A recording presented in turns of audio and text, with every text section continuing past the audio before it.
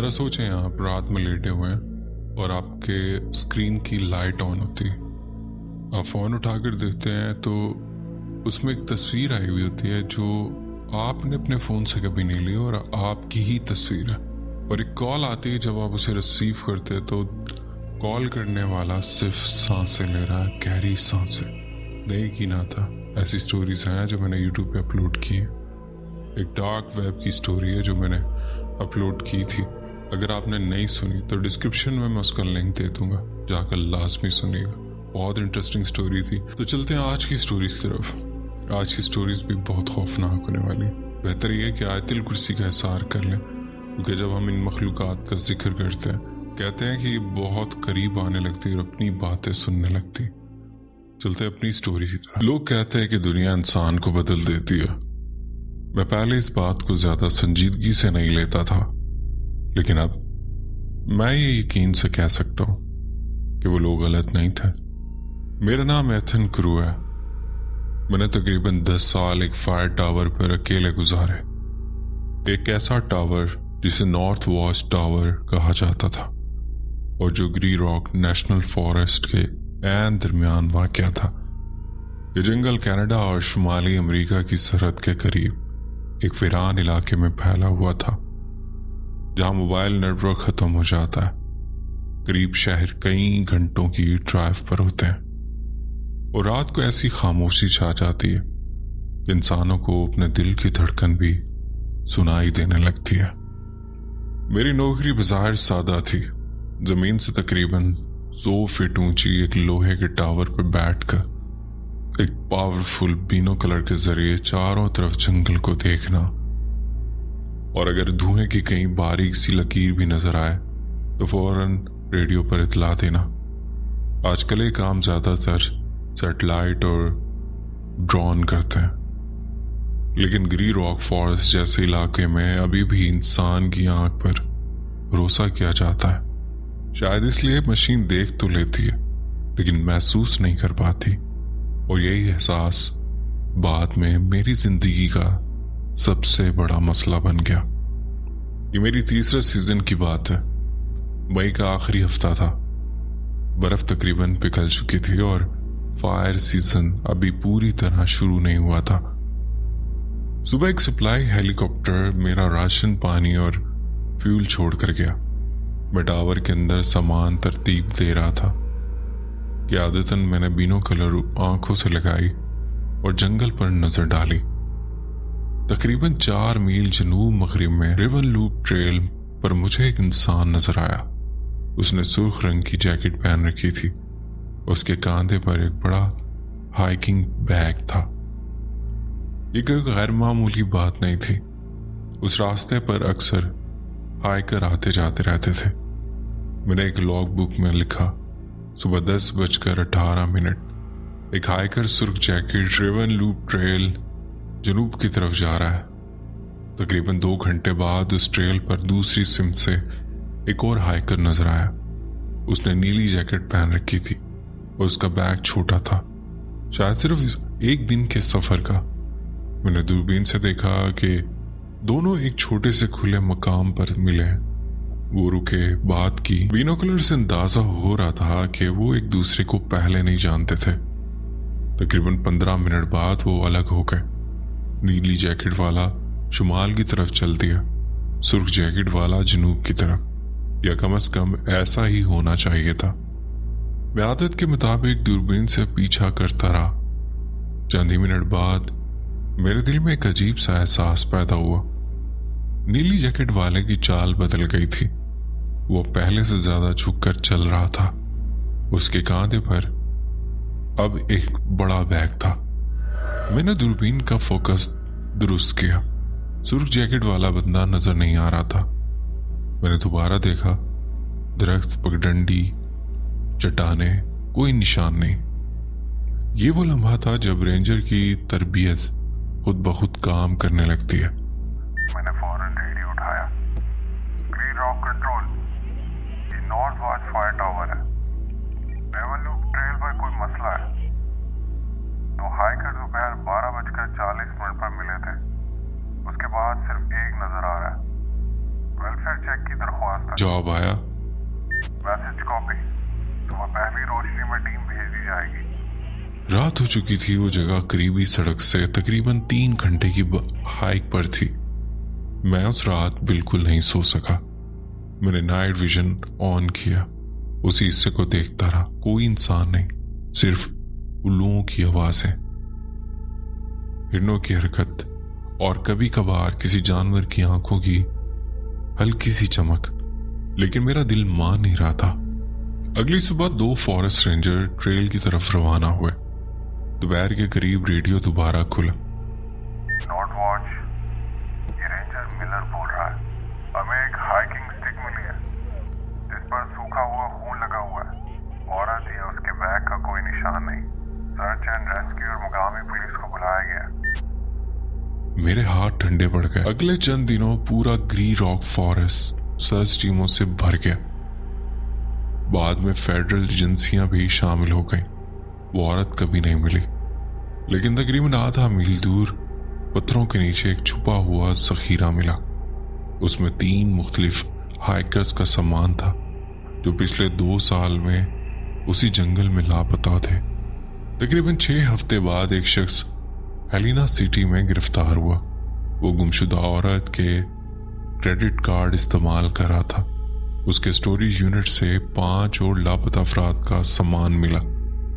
बाद में उसने इतराफ किया कि वो अकेले हाइकर्स को जंगल में घात लगाकर मारता था। मीडिया ने उसे ट्रेल बिचर का नाम दिया, लेकिन किसी ने ये नहीं बताया कि उसे पकड़ने में एक फायर टावर पर बैठे शख्स की आंख शामिल थी। और ये अभी सिर्फ शुरुआत थी। सुर्ख जैकेट वाली औरत के गायब होने के बाद मैंने खुद को ये समझाने की बहुत कोशिश की कि मैं जज्बाती हो रहा हूँ। ये जंगल था, यहाँ लोग रास्ता भूल जाते हैं, हादसे हो जाते हैं, लेकिन अंदर कहीं एक आवाज मुसलसल कह रही थी। ये आम वाकया नहीं था। उसके बाद के दिनों में जंगल के अंदर एक अजीब सी बेचैनी फैल गई थी। सर्च टीमें आती जाती, हेलीकॉप्टर ऊपर मंडलाते और रेडियो पर मुसलसल अपडेट्स चलती रहती। मैं टावर के शीशों के पीछे खड़ा हर हरकत को नोट करता रहता था। यहाँ बैठकर इंसान में गुरूर तकब्बुर सा आ जाता है, क्योंकि आप सब कुछ देख रहे होते हैं लेकिन कुछ कर नहीं सकते। ये मेरे 4थे सीजन के आखिरी दिनों की बात है। अक्टूबर शुरू हो चुका था। दरख्तों के पत्ते सुनहरे और सुर्खी माइल हो चुके थे और हवा में सर्दियों की हल्की सी काट आ गई थी। मैंने 1 महीना इजाफी रुकने की हामी भर ली थी, क्योंकि जंगल के एक हिस्से में कंट्रोल बर्न यानी महदूद आग लगाने का मंसूबा था और निगरानी जरूरी थी। उन्हीं दिनों मुझे दूरबीन से 4 शिकारी नजर आए। चारों ने ऑरेंज जैकेट पहन रखी थी ताकि वो एक दूसरे को और दूसरे शिकारियों को दिखाई देते रहे। मैंने उन्हें 6 मील शुमाली मशरिक में ब्लैक टेल क्रैक के आसपास नोट किया। 2 दिन तक मैंने उनकी मूवमेंट देखी। वो आहिस्ता आहिस्ता जंगल के अंदर गहराई में जा रहे थे। तीसरे दिन सुबह के वक्त वो 2-2 करके ग्रुप में बंट गए। एक जोड़ा शुमाल की तरफ, एक जानवरों की पगडंडी पर गया, दूसरा जोड़ा मशरिक की तरफ। ब्लैक टेल क्रैक के साथ साल चल पड़ा। ये बिल्कुल नॉर्मल था। शिकार में अक्सर ऐसा होता है। दोपहर तकरीबन 2 बजे मैंने दूरबीन में एक तेज सी रोशनी देखी, मुजल फ्लैश। एक लम्हे बाद फासला तय करके राइफल की आवाज मेरे कानों तक पहुंची। मैंने खुद से कहा शायद शिकार लग गया। मैंने देखा जो मशरिक की तरफ जोड़ा गया था जमीन पर कुछ काट रहे हैं, शायद जानवर की खाल उतार रहे हों। दरख्तों की वजह से तफसील नजर नहीं आ रही थी। शाम 4 बजे के करीब दोनों जोड़े वापस अपने कैंप में इकट्ठे हो गए। मैंने एक आखिरी नजर डाली और लॉग बुक में लिख दिया, चारों शिकारी शाम तक वापस इकट्ठे। रात हो गई। मैंने कुछ खास नहीं सोचा। अगली सुबह मैंने दूरबीन उठाई और कैंप की तरफ देखा। कैंप खाली था। मैंने सोचा कि शायद वो लोग जल्दी सामान बांधकर वापस निकल गए। मैंने लॉग में ایک لائن لکھی اور اپنی فائر ڈیوٹی میں لگ گیا۔ 3 دن بعد میرا ریڈیو اچانک شور سے بھر گیا۔ تمام یونٹس توجہ دیں، سرچ اینڈ ریسکیو ایکٹیویٹ کی جا رہی ہے۔ 2 شکاری جنگل سے باہر نکل آئے ہیں، ان کے مطابق ان کے 2 ساتھی لاپتہ ہیں۔ آخری لوکیشن بلیک ٹیل کریک۔ میرے ہاتھ رک گئے۔ میرے دماغ میں وہ منظر فوری طور پر واپس آ گیا۔ میں نے ریڈیو پہ بات کاٹی۔ یہ نارتھ واچ فائر ٹاور ہے، میں نے اس شکار پارٹی کو 3 دن پہلے دیکھا تھا۔ 4 افراد شام تک واپس کیمپ میں اکٹھے ہو چکے تھے۔ ریڈیو پر ایک لمبی خاموشی چھا گئی، پھر جواب آیا۔ اس کا مطلب ہے 2 افراد اس رات غائب نہیں ہوئے، جو زندہ بچ جانے والوں کے بیان سے مختلف ہے۔ پولیس اور فارسٹ انویسٹیگیٹرز موقع پر پہنچے۔ میرے لاگ بک کے ٹائم سٹیمپس اور کوارڈینیٹ ایک ایک کر کے چیک کیے گئے۔ 2 زندہ بچ جانے والے شکاریوں کو الگ الگ بٹھا کر پوچھا گیا۔ چند گھنٹوں میں ان کی کہانیاں بکھر گئیں۔ سچ آہستہ آہستہ سامنے آیا۔ وہ شکار در حقیقت ہرن یا جانور نہیں تھا۔ موزل فلیش ایک شکاری نے اپنے ہی ساتھی پر چلائی تھی، کسی پرانے جھگڑے کی وجہ سے۔ جب دوسرا شکاری روکنے آیا تو اسے بھی گولی مار دی گئی۔ لاشیں جلدی میں کم گہرے گڑھوں میں دبا دی گئیں۔ اگلی صبح قاتل شکاری کیمپ سمیٹ کر خاموشی سے نکل گئے اور جھوٹا ڈرامہ رچایا کہ ان کے دوست راستہ بھول گئے تھے۔ میری نشاندہی پر جب زمین کھودی گئی تو 2 لاشیں ملیں۔ بعد میں انویسٹیگیٹر نے مجھ سے کہا، اگر تمہارا فائر ٹاور لاگ نہ ہوتا تو یہ کیس ایک جنگل حادثہ بن کر رہ جاتا۔ اس رات میں دیر تک جاگتا رہا۔ میں سوچتا رہا میں آگ دیکھنے کے لیے یہاں تھا، لیکن میں نے انسانوں کی اندھیرا پن دیکھ لیا تھا۔ میرے چھٹے سیزن میں وہ واقعہ پیش آیا جو آج بھی میری نیند چرا لیتا ہے۔ ایگل لیک میرے ٹاور سے تقریباً 5 میل مغرب میں تھا۔ ایک خوبصورت جگہ، فیملیز کے لیے مشہور۔ ایک صبح ریڈیو پر اطلاع آئی، ایک 8 سالہ لڑکا لاپتہ ہے۔ والدین کیمپ سمیٹ رہے تھے اور بچہ چند منٹوں میں غائب ہو گیا۔ دوپہر تک میرا ٹاور سرچ آپریشن کا مرکزی پوائنٹ بن گیا۔ 12 سرچ ٹیمیں، 2 کشتیاں اور ایک ہیلی کاپٹر ایریا کور کر رہے تھے۔ شام 3:48 پر میں نے ایگل لیک سے 1 میل شمال کچھ عجیب حرکت دیکھی۔ یہ سرچ ٹیموں کی سوچ سے باہر تھا۔ میں نے دوربین فوکس کی۔ ایک میچور آدمی جنگل میں تیزی سے چل رہا تھا اور اس نے کچھ ایسا اٹھا رکھا تھا جو بچے کے سائز کا تھا۔ میرے دل کی دھڑکن تیز ہو گئی۔ میں نے فوراً ریڈیو اٹھایا، ممکنہ سیٹنگ کی۔ ایگل لیک سے 1 میل شمال ایک میچور شخص کسی بچے جیسی چیز کو اٹھائے شمالی مشرق کی طرف جا رہا ہے۔ سرچ ٹیموں کا رخ فوراً بدل دیا گیا۔ میں مسلسل بولتا رہا، خشک نالے کو کراس کر رہا ہے، اب پرانی لاگنگ روڈ کی طرف مڑ رہا ہے۔ کچھ منٹ بعد ریڈیو خاموش ہو گیا، پھر آواز آئی، ٹاور سبجیکٹ کو حراست میں لے لیا گیا۔ اس آدمی کا نام کسی لسٹ میں نہیں تھا۔ وہ پہلے سے سزا یافتہ مجرم تھا جو جعلی شناخت پر کیمپ گراؤنڈ ہوسٹ بنا ہوا تھا۔ وہ فیملی کو دنوں سے دیکھ رہا تھا۔ والدین کی ذرا سی غفلت اس کا موقع بن گئی۔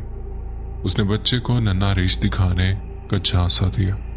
اس کا اصل منصوبہ جنگل کے اندر ایک پرانی کیبن تھی جہاں خوراک، رسی اور ایسی چیزیں تھیں جن کے بارے میں بات بھی نہیں کرنا چاہتا۔ اگر وہ بچہ اس کیبن تک پہنچ جاتا شاید کبھی نہ ملتا۔ وہ شخص آج بھی جیل میں، لیکن جو بات مجھے آج تک ستاتی ہے وہ یہ ہے، اگر میں اس لمحے اس حصے کو نہ دیکھ رہا ہوتا تو وہ بچہ شاید کبھی نہ ملتا۔ ایگل لیک کے بچے والا واقعہ ختم ہونے کے بعد میں کئی دن تک اپنے ہی ٹاور میں اجنبی سا محسوس کرتا رہا۔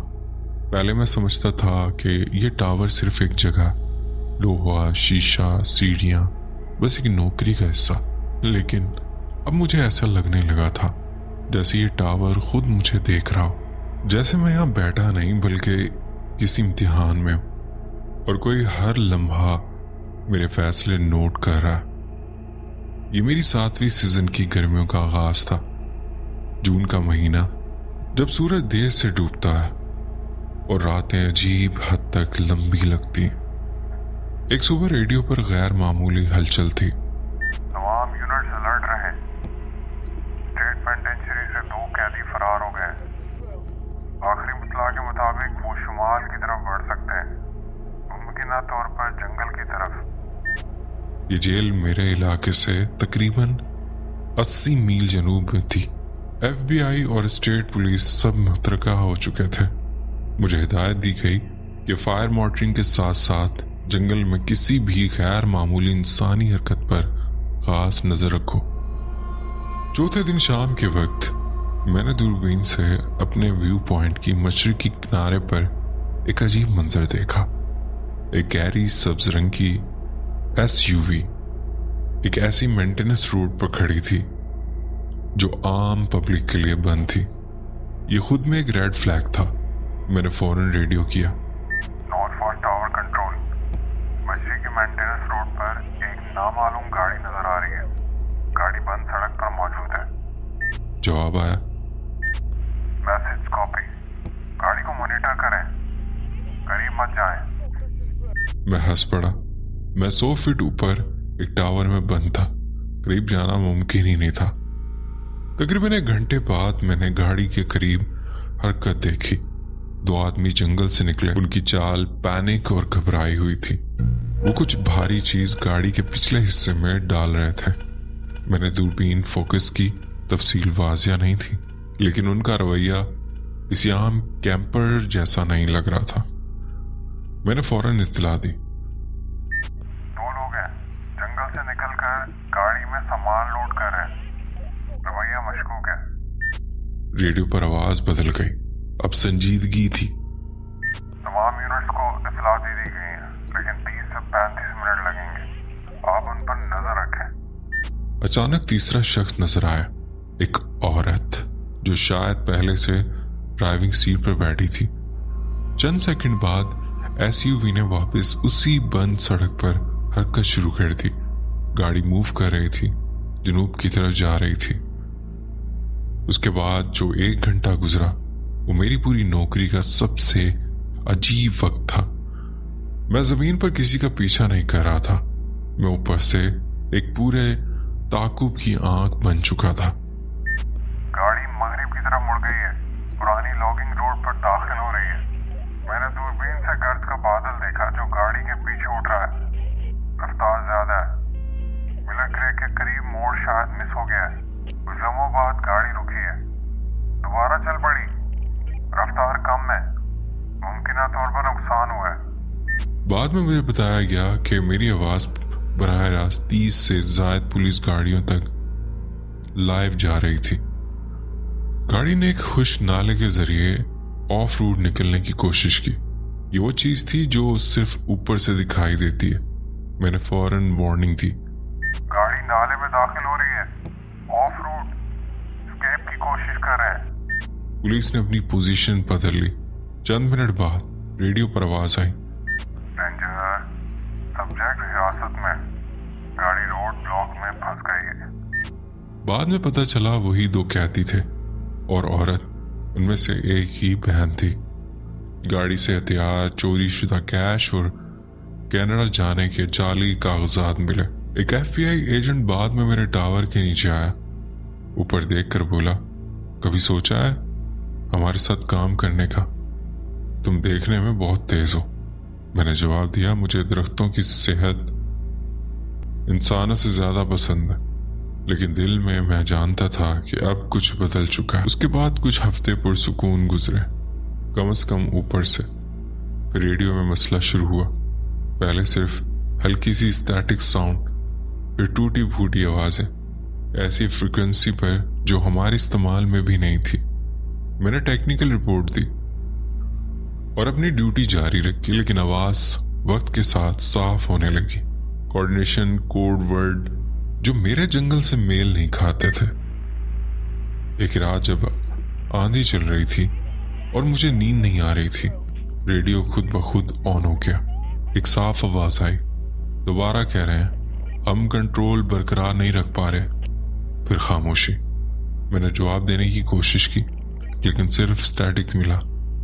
اگلی صبح جب میں نے رپورٹ دی تو کمیونیکیشن آفیسر نے ہچکچاتے ہوئے کہا، ایسی رپورٹس 3 اور ٹاور سے بھی آئی ہے، سب رات کو ہم دیکھ رہے ہیں۔ اس کے لہجے میں ایک عجیب سی بے بسی تھی۔ ریڈیو میں آنے والی ان ٹوٹی پھوٹی آوازوں کے بعد میں نے خود کو سمجھایا کہ شاید یہ تھکن ہے یا لمبے سیزن کی وجہ سے دماغ کھیل رہا، لیکن مسئلہ یہ تھا کہ آواز رک نہیں رہی تھی۔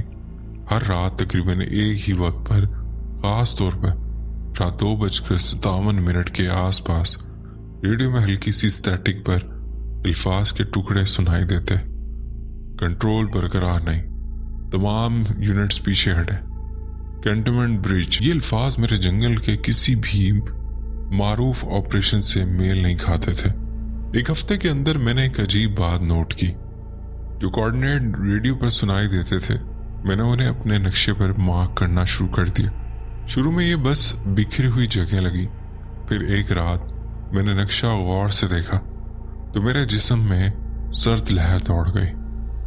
وہ تمام پوائنٹس مل کر ایک دائرہ بنا رہے تھے، ایک تقریباً مکمل دائرہ جس کے بیچ میں ایک ایسا علاقہ تھا جہاں کوئی ٹریل نہیں، کوئی کیمپ نہیں، کوئی جھیل نہیں، کوئی نشان نہیں، بس جنگل۔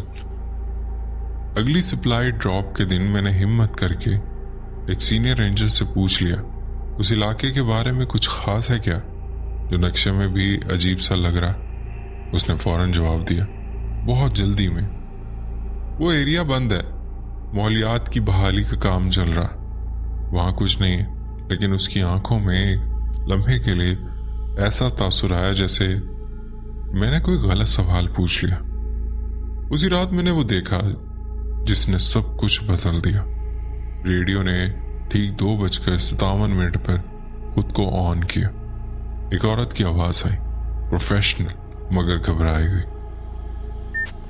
سیکٹر 7 کینٹونمنٹ برج، تمام عملہ محفوظ فاصلے پر چلا جائے، یہ مشق نہیں ہے۔ پھر خاموشی۔ میں نے بے اختیار مشرق کی کھڑکی کی طرف دیکھا اور وہاں میں نے ایک مدھم نیلی روشنی دیکھی۔ وہ روشنی اسی دائرے کے عین بیچ سے اٹھ رہی تھی جسے میں نقشے میں مارک کر چکا تھا۔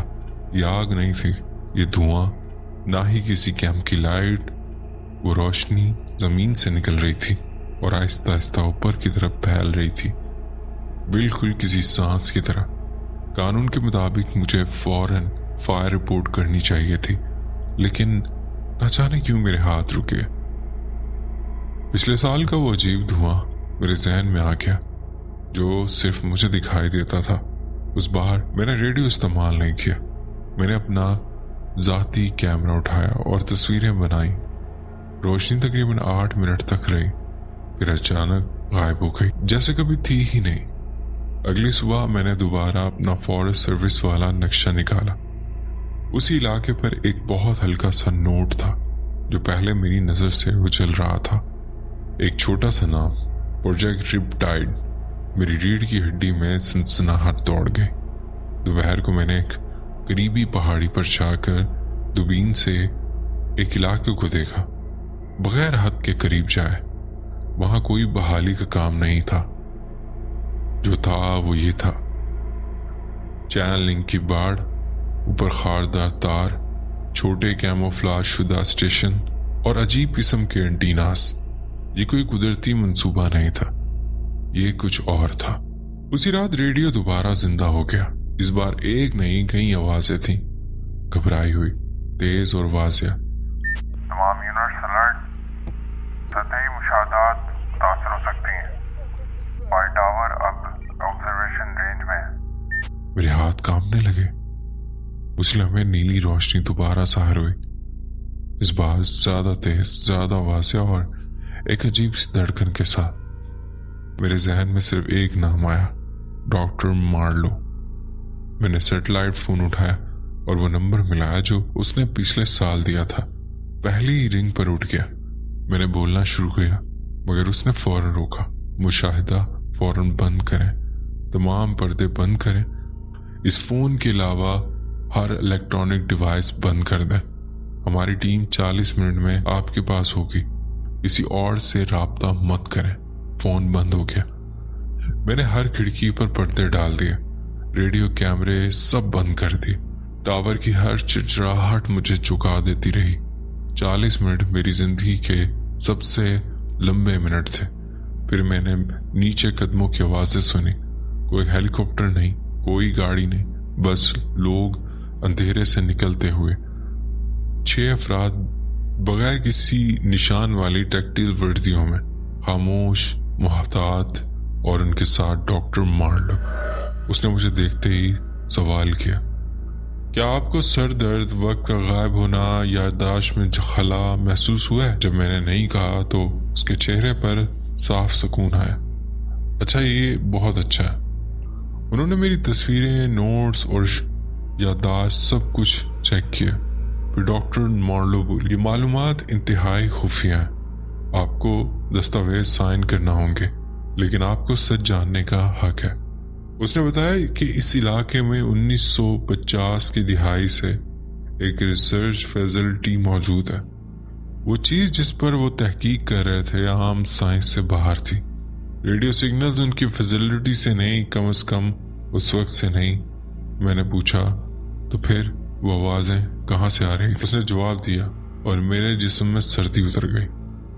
ہمارا خیال ہے وہ سگنلز وقت کے مختلف لمحوں سے, ماضی اور شاید مستقبل سے. ڈاکٹر مارلو کی باتیں میرے ذہن میں ہتھوڑے کی طرح بچ رہی تھی.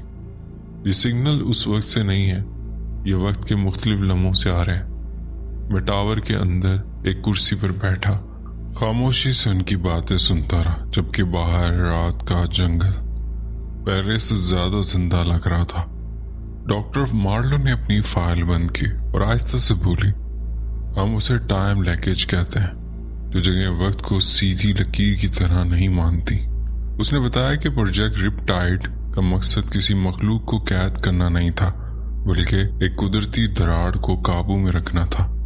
ایک ایسی جگہ جہاں ماضی, حال اور مستقبل آپس میں ٹکرا جاتے ہیں. آپ کے ٹاور جیسے مقامات حادثاتی طور پر بہترین آبزرویشن پوائنٹس بن گئے. اونچائی, تنہائی اور طویل وقت تک انسانی موجودگی. اس نے ایک لمحہ توقف کیا.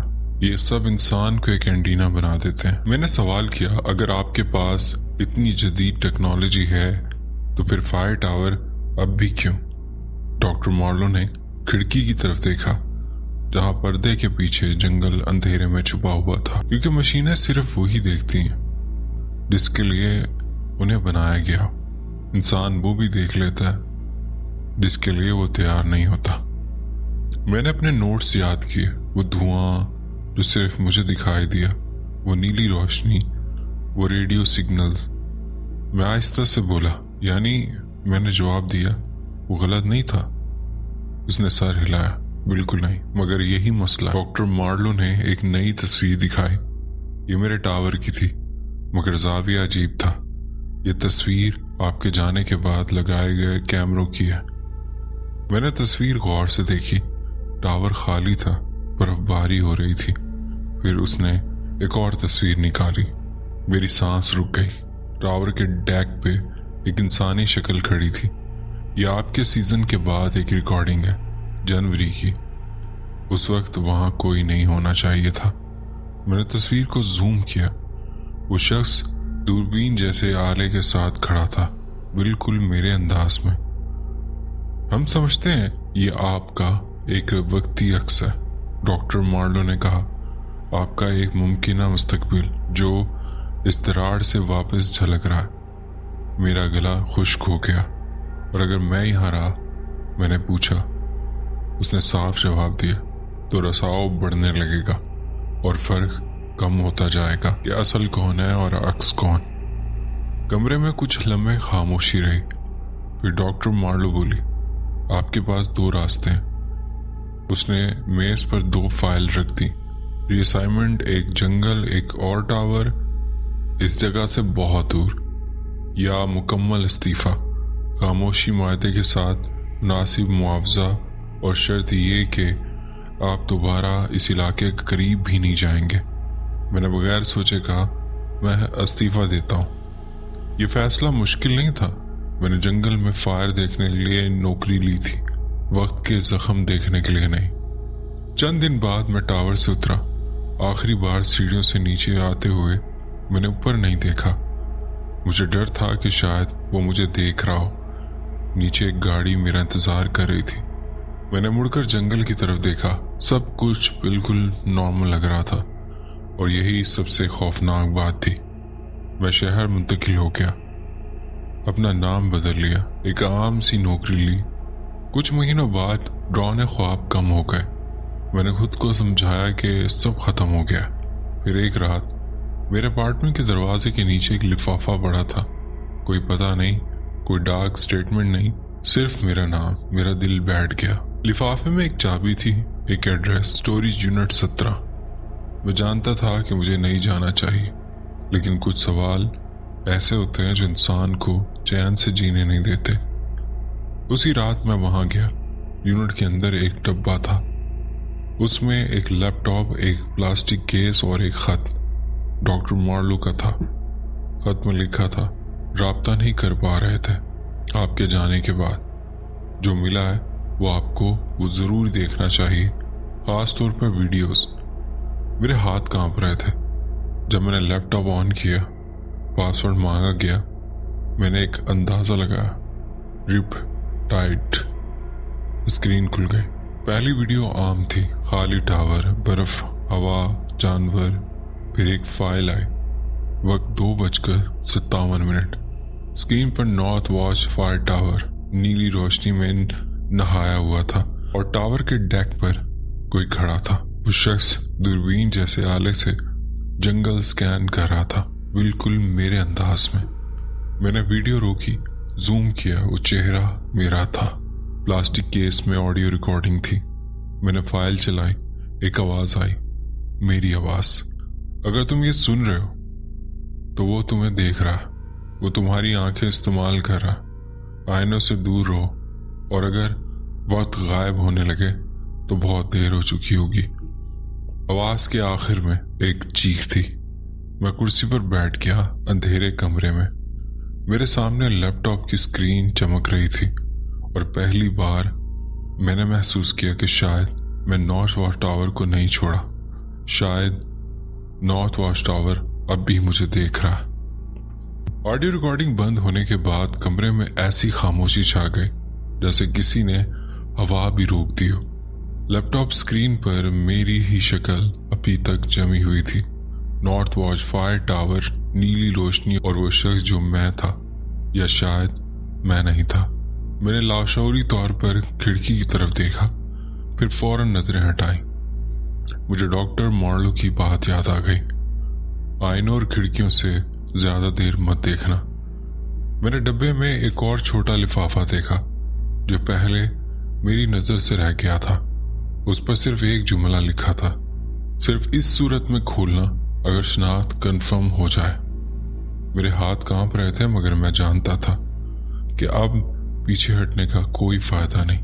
میں نے لفافہ کھولا، اندر ایک اخباری پیس تھا، میری موت کی خبر۔ وہ ایک اخبار کی کاپی تھی جس کی تاریخ آج سے 2 مہینے آگے کی تھی۔ سرخی میں لکھا تھا، مقامی شخص گری راک نیشنل فارسٹ کے قریب ہائیکنگ کے دوران لاپتہ ہونے کے بعد مردہ قرار دے دیا گیا۔ نیچے تصویر تھی، میری تصویر، نام بھی میرا نیا نام جو میں نے کسی کو نہیں بتایا تھا۔ وجہ موت، سردی، بھوک اور راستہ بھٹک جانے کے باعث موت۔ میرے سینے میں سانس اٹک گئی۔ اخبار کے ساتھ ایک چھوٹا سا نوٹ تھا، ڈاکٹر مارلو کے ہاتھ کا لکھا ہوا۔ اگر یہ آپ تک پہنچ گیا تو اس کا مطلب ہے کہ ہماری تھیوری درست تھی۔ نارتھ واچ کے قریب موجود وقتی دراڑ صرف سگنل نہیں بھیج رہی، وہ انسانوں کے عکس بھی بنا رہی ہے، خاص طور پہ ان لوگوں کے جو لمبے عرصے تک وہاں مشاہدہ کرتے رہے۔ ٹاور میں موجود شے ماضی سے نہیں ہے، ہمیں خدشہ ہے کہ وہ آپ کا ایک ممکنہ مستقبل ہے، وہ مستقبل جس میں آپ واپس جنگل جاتے ہیں۔ اگر کبھی آپ کو وقت کا احساس کم ہونے لگے، یا آپ کو لگے کہ آپ نے کوئی کام کیا मगर याद नहीं तो फ़ौरन नीचे दिए गए नंबर पर रब्ता करें। सबसे अहम बात, जंगल की तरफ वापस मत जाना। वो वाक़या 3 हफ्ते पहले का था। आज भी मैं नया शहर, नया फ्लैट, नया नाम रखता हूँ। मैंने तमाम आईने ढांप दिए हैं, दूरबीन, कैमरा, हत्ता के लंबे फासले वाली ऐनक भी इस्तेमाल नहीं करता। लेकिन एक मसला है, मैं हर रात तकरीबन 3 बजे अचानक जाग जाता हूँ, बगैर अलार्म के, बगैर ख्वाब के, बस एक यकीन के साथ, वो आँख जो अभी भी देख रही है। मुझे ऐसा लगता है कि कोई मुझे देख रहा है, बहुत ऊंचाई से, ऐसी जगह से जहां हवा पतली होती है और मंजर मीलों तक फैला होता है। जैसे कोई अभी भी दूरबीन आंख से लगाए मेरी हरकत नोट कर रहा।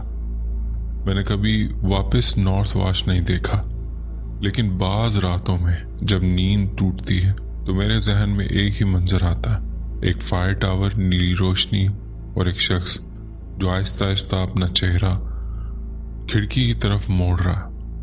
अगर आप कभी किसी दूर दराज जंगल में किसी फायर टावर को देखें और आपको लगे कि वहां कोई मौजूद है, हालांकि सीजन खत्म हो चुका हो, तो रुके मत, क्योंकि कुछ लोग नौकरी छोड़ देते हैं, नाम बदल लेते हैं, लेकिन नजरें हमेशा वापस देखती हैं।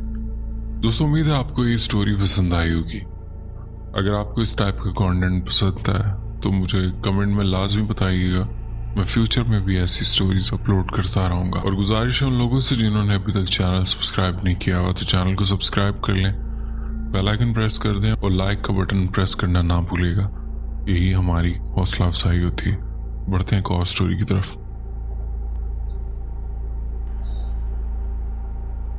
मेरा नाम निकोलस हार्पर है और मैंने जिंदगी में बहुत सी अकेली रातें देखी, लेकिन जो कुछ मैंने उस सर्द मौसम में देखा उसने मुझे ये समझा दिया कि अकेला होना हमेशा सबसे बड़ा खतरा नहीं होता। ये वाकया 2015 में हुआ। एक दूर अफ्तादा पहाड़ी इलाके में नॉर्दर्न अलास्का के करीब, जहाँ एक लंबी सीधी मगर जानलेवा सड़क है जिसे लोग फॉरेस्ट लैंड हाईवे कहते हैं। मेरी नौकरी थी और मैं हाईवे मेंटेनेंस कंट्रोल ऑपरेटर। सादा अल्फाज में, जब बर्फबारी, तूफान आता है, लैंडस्लाइड